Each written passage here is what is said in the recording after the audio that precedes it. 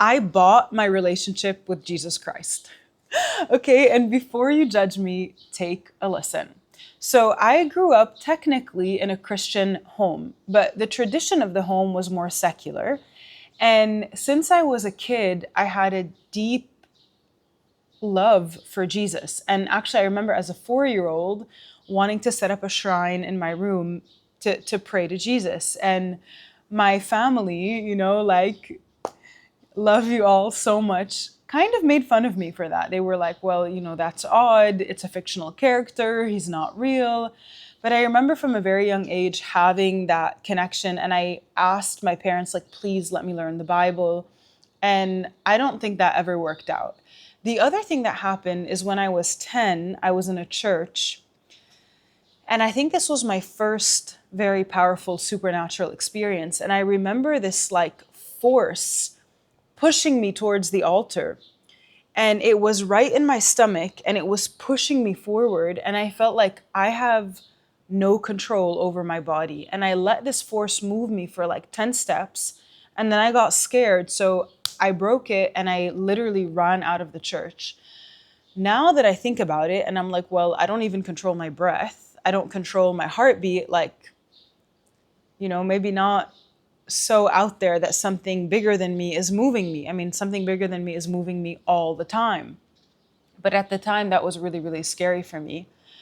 And so, like, the driving force for my life has still been, how do I find God and how do I connect to God and how do I yoke my life to God? And so basically, because Christianity was put aside in my home, and I don't really believe in like giving your power away to an institution in any way, even to this day, I started looking for other avenues to connect to God. And I discovered yoga and I discovered breath work. And it's like I was doing everything except connecting to source. And that is that is not like a diss on yoga or breath work. Like all of those are super powerful modalities, but it's like I was doing everything except connecting to God. I was trying to find God in everything but God.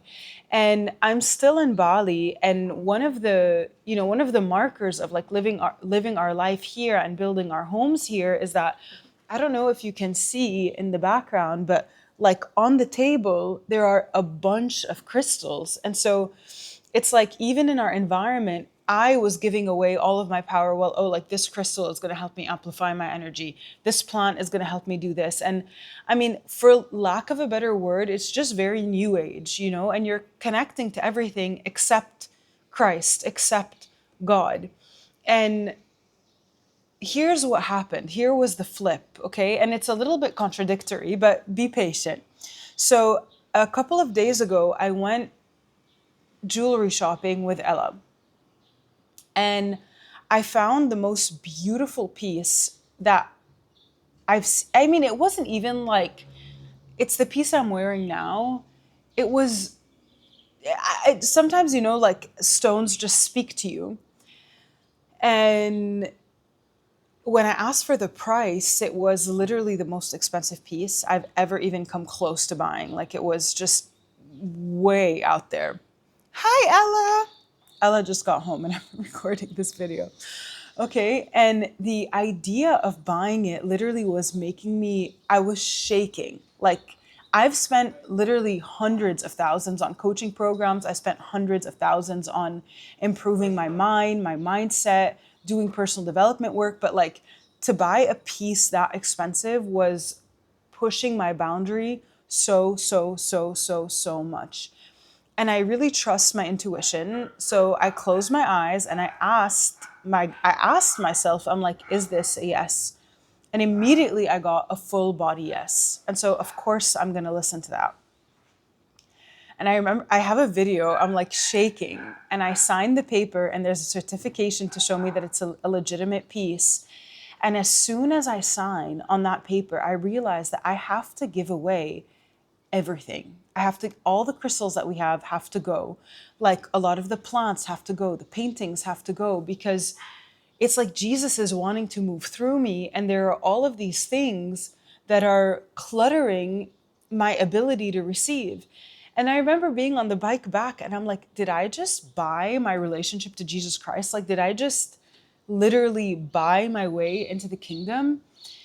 And this is like what I'm thinking about out loud, but I think that everything is an exchange, and that me making that exchange was a commitment to just committing to the highest timeline for me.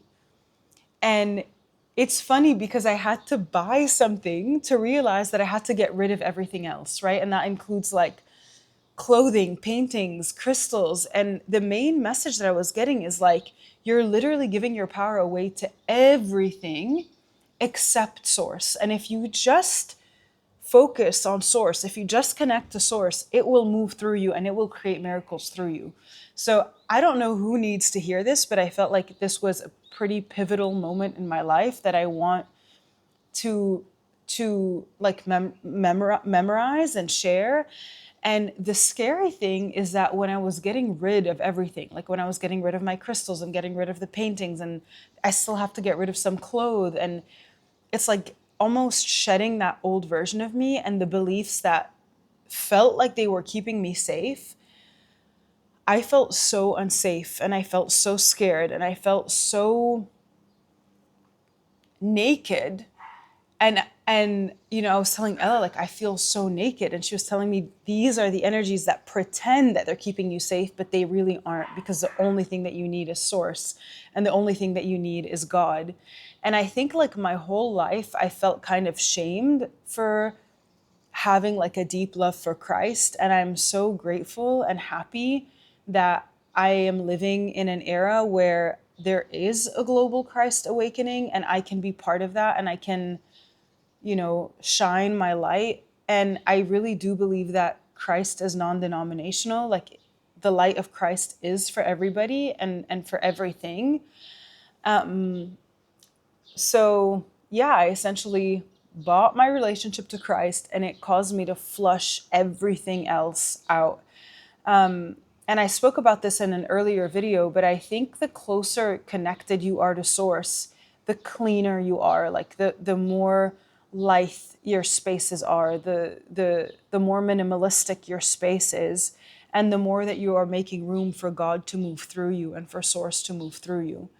So I hope that this video brought you something hopeful. I hope that it gives you courage to claim your own light. I hope that it gives you courage to let go of false deities, to let go.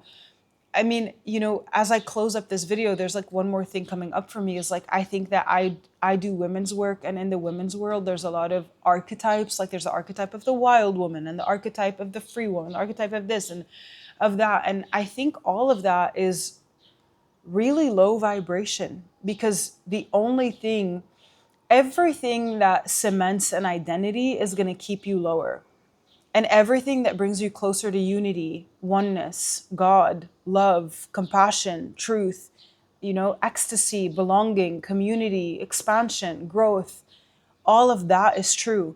But when even as women, when we put ourselves into a container and like, I'm a feminist, I am a wild woman, you're putting yourself into a box, you're putting yourself into a container, and we're not. It totally defeats the point of working towards global freedom for women. So, I hope that this video helps you release any of those labels that you might have on yourself, because you don't need them.